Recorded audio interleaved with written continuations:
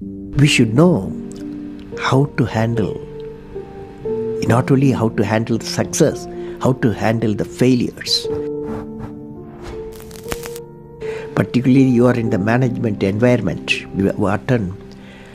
I want the young people to understand how to manage the failure. Because any task you do, you have to come across problem. Problem should not become the captain of the individual or the project chief. The project chief should become the captain of the problems and defeat the problem and succeed. Learning gives creativity. Creativity leads to thinking. Thinking provides knowledge. Knowledge makes you great. History has proven that those who dare to imagine the impossible are the ones who break all the human limitations. In every field of human endeavor, whether science, medicine, sports, arts or technology, the names of the people who imagined the impossible are engraved in our history. By breaking the limits of their imagination, they change the world. You take C.V. Raman, you take Newton, you take Einstein, you take Chandrasekhar. By breaking the limits of their imagination, they change the world.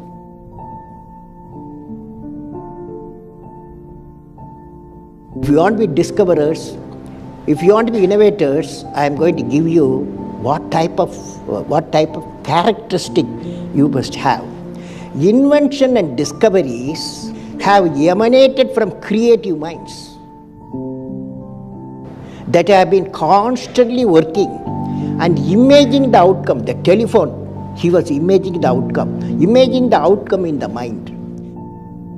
With imaging and constant effort, all the forces of the universe work for that inspired mind, thereby leading to invention discoveries.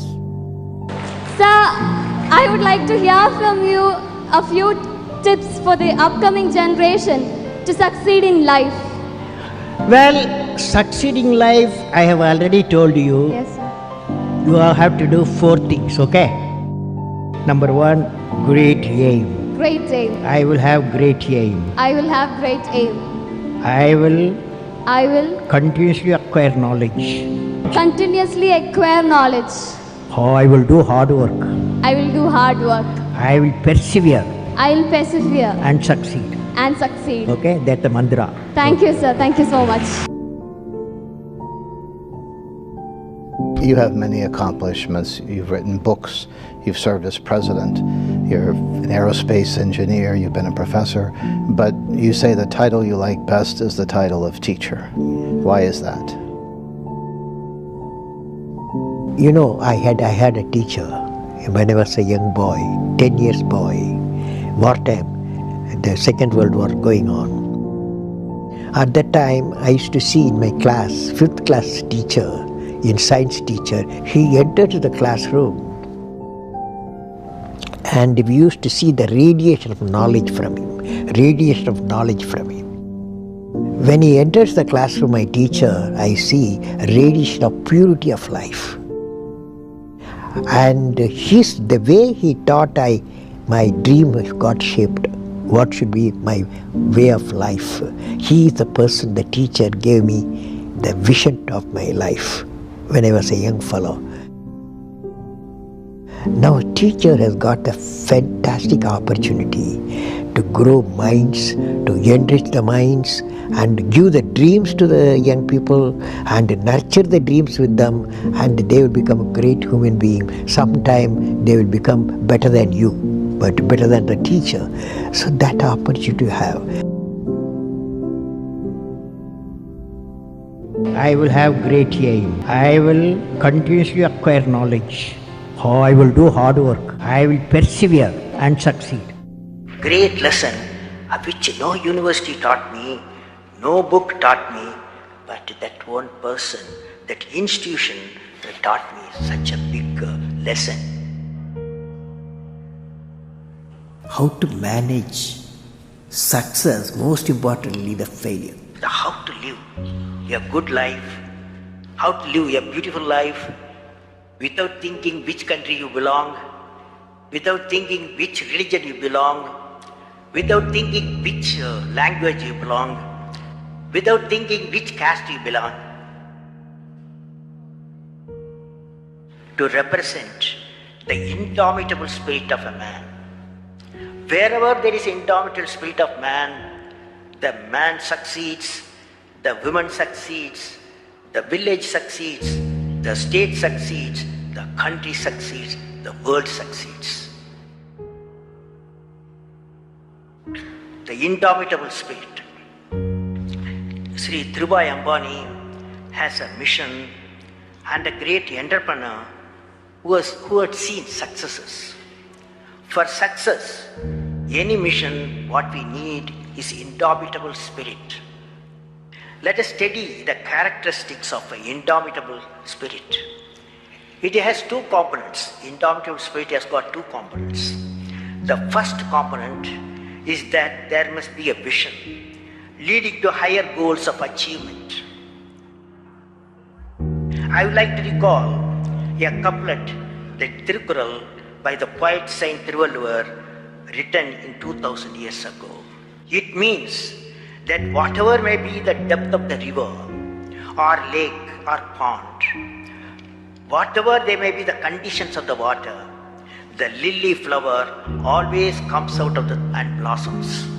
Similarly, if there is a definite determination to achieve a goal, even if it is impossible to achieve, the man succeeds.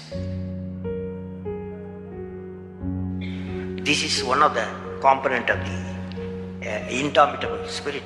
The second one, that many of us have gone through large programs and projects. We would have experienced the success is not in sight and there are many hurdles. Hurdles created by man, hurdle created by the nature of the program, hurdle created by the technology, all this is possible in a major program like what wealth generation. It means that successful leaders can never be defeated by problems. They become the master of the situation and they defeat the problems. Now friends, the indomitable spirit is defined by these two conditions. I consider these two Tirukkurals characteristics characterize the indomitable spirit of Dhirubhai Ambani. Whenever he encountered problems, he gave the problems to the problems.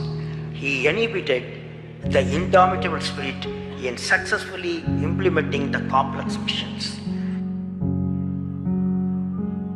Growth is life. I have repeated a number of times, I don't mind repeating that one incident. That incident for me is a university education. I have not read anywhere. I have so far, I have gone round the orbit 71 times around the sun. I have not gone through any education, such a beautiful education I got in 1979, 1980 period. I thought of sharing with you on this occasion. It is like this, 1979, August 17th, we were ready for launch of a satellite launch vehicle with 44 subsystems and thousands of components. It was built in Vikram Sarabhai Space Center, and at that time, Professor Satish Dhawan was the chairman of Atomic Energy Space Commission, and he is also Space Center. And he gave me the task in 1973 to build a satellite launch vehicle, to put a satellite in the orbit. 1973, he gave me this task. In 79, we were ready, thousands of engineers, 10,000 of workers and staff, they all worked together.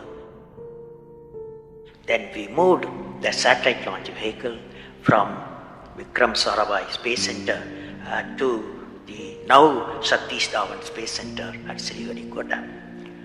So the launch vehicle was in the launch pad, and that day, 17th August 1979, and I am the mission director, project director, and we are all in the control center, and computer takes over. Up T-minus 8 minutes, computer will take over, because it's very difficult for me as a mission director to check hundreds of parameters. So it has to be checked. Computer, we hand over the whole launch of the rocket system to the computer. So when T-minus 8 minutes came, I handed over to the computer for the launch on 17th August 1979. And thousands of people are waiting for the launch mission centers, and they are working throughout the country and some downrange stations. Exactly at T-minus 8 minutes, computer took over. And then at T-minus 4 minutes, computer put a hold.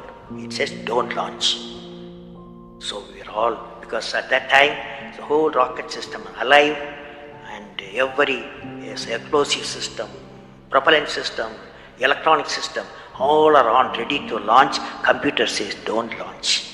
At T-minus 4 minutes, then immediately a computer printout comes out. There is some problem in the second stage control system. There's a leakage, so you don't launch. Behind me, there are a number of experts, 6-7 experts, my expert 10 years, 20 years experience people. I turn to them, and they are their computers to find out what happened, and they tell me within a minute. They say there's a problem in the second stage control system and we cannot launch. Computer says, but we believe as experts, the igniter, that is oxidizer, is sufficiently more there. Even though there's a leakage in the system, you can launch. They asked me to launch. That is, I can say to the computer to shut off the computer. I can manually launch the rocket system. I discussed with my experts, I believed in them, I agreed with them, I am responsible for it. I immediately put the rocket in the manual mode. So rocket took off, 100 seconds, beautiful launch, and the rocket first stage did its job. It's a 4-stage rocket system. Then the second stage took off. Within a minute, within a second, it got into spin. That means it should be steady. It's a controlled rocket system by a guidance system. But it was going to spin. I knew I lost the rocket system. Within few seconds, instead of putting the satellite in the orbit, the whole system went to Bay of Bengal. So it was a failure.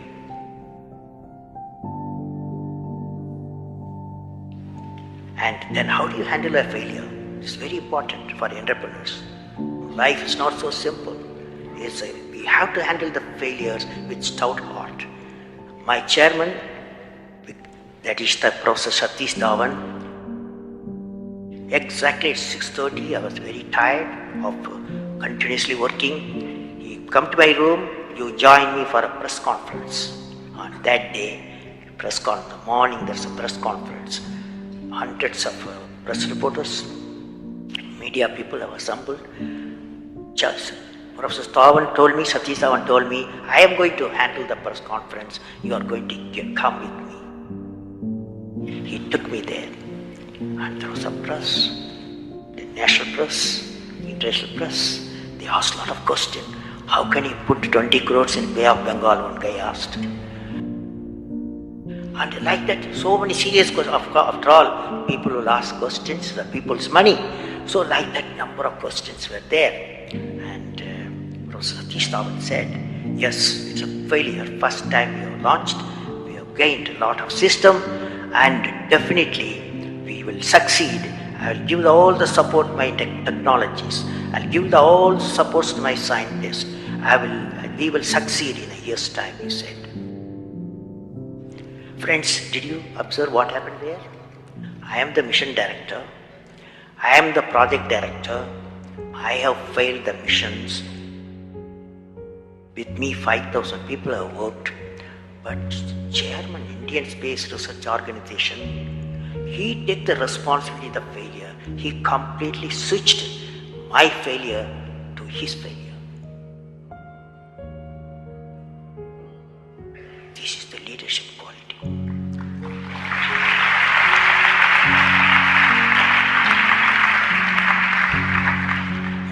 Exactly after 1 year, that is 18th July 1980, we go to the launch pad and the countdown starts. T-8 minutes I hand over to the computer. Computer checks out. First stage, it initiates the rocket system. First stage gives the required velocity. Second stage gives the required velocity. Third stage gives the required velocity. And fourth stage required the escape velocity for the put the satellite in the orbit. I am seeing in front of me what is the performance taking place. I took the microscope. I put the mic. I announced all the station. Here is your mission director. The satellite is in the orbit, and we congratulate you. I told them. No, that's not the important. That's one of the important things happened. But after 30 minutes, Vikram Satish Dhawan called me. Go for press conference. You conduct the press conference, he said. Can you see the significance? Failure he took it, success he gave me to my team. This is a great lesson. It's a great lesson.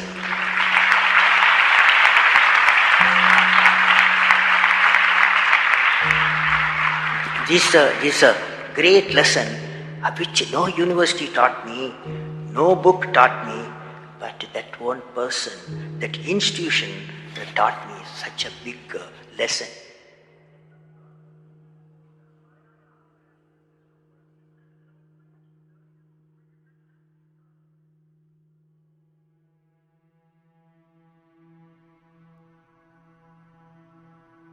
You say in India, where there is righteousness in the heart, there is beauty in the character. When there is beauty in the character, there is harmony in the home. When there is harmony in the home, there is an order in the nation. When there is order in the nation, there is peace in the world. Every action of the leader should be transparent. You know what I mean? That is, a leader should work with integrity and succeed with integrity. Leader should work with integrity and succeed with integrity. So if you use and make somebody's life happy, that is, you are giving and his or her life is happy, that's a best thing a human being can think of. Then you will get a conflict-free world. And I believe President, since you asked the question, has to be continuously in touch with the people.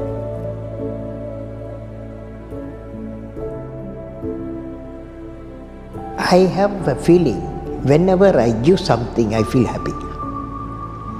You see, this is you try. And that whatever you may have knowledge, you have sometimes better economy you may have, better because sometimes you can have a kind words you can have.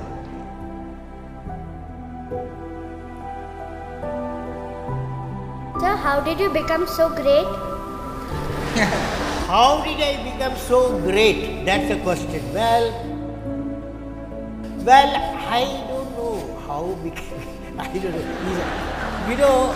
It's a relative terms. So I personally believe you must have a dream. Say, I must have a dream. I must have a dream. I must continuously acquire knowledge. I must continuously acquire knowledge. Hard work. And perseverance. perseverance. Not afraid of problems. Not afraid of problems. Then you will be successful. Okay?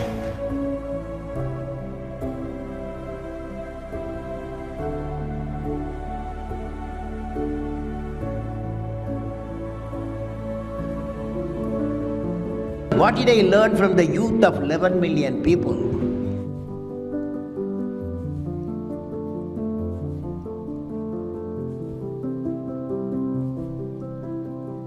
I learned every youth wants to be unique. Every youth wants to be unique. That is you. Every youth wants to be unique. That is you. But the world around you is doing its best day and night to make you just everybody else.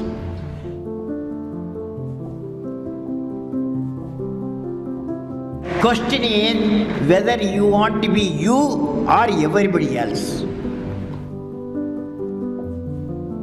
You want to be you, not everybody else. Now, if the question being like everybody else is convenient at the first glance, but not satisfying in the long vision. The challenge, therefore, my young friends, is that you have to fight the hardest battle. You have to fight the hardest battle which any human being can ever imagine to fight, and never stop fighting until you arrive at your destined place. That is the unique you.